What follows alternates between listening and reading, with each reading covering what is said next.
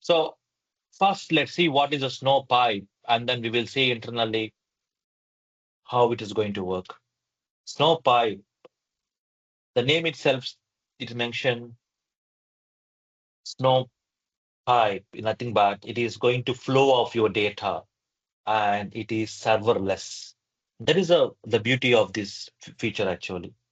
What is this Snowpipe and how it is going to work? So it is the architecture, how this defined Snowpipe is serverless, and it is going to ingest your data.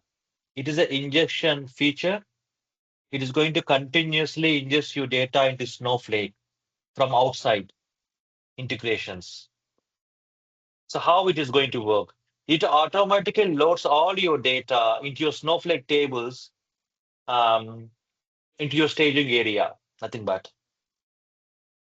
And it is designed for like normally people will call the real time. I don't want to say it's a real time. It's like a near real time. Of course, it will take a few seconds to land your data from your source. So it is mainly designed for the near real time or real time thing. And how Snowpipe is going to work? So it is going to monitor your storage files. If there is any new file comes, it is going to integrate, and we're going to define the notification triggering. Like whenever the data land into your source landing zone, immediately the event notification is going to trigger an event, and then Snowpipe will pull the data and to load the data. So it's everything automated. I'm not going to play anything here manual. I'll just set up the whole end-to-end flow one time, and that's it. And here we have a copy command to load your data. So if you see the process here, there are two ways of process. One is a batch, one is automate. On the batch, you can just use the copy command, you can schedule it.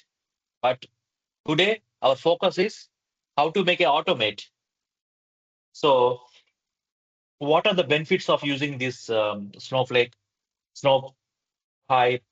process? Is automation, which is fully automate your data ingestion, and flexibility. So based on your file format, like a CSV, JSON, Parquet, you can load your file. Cost effective. So you're just paying only when you use your resources.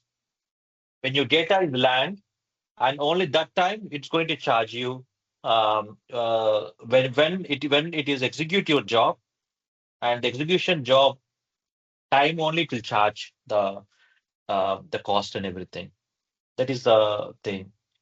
So what are the advantages here? As I said, we have automation, scalability. It doesn't matter. As I said, it is a serverless, which means you're not defining some server, okay, 100 GB or something. No.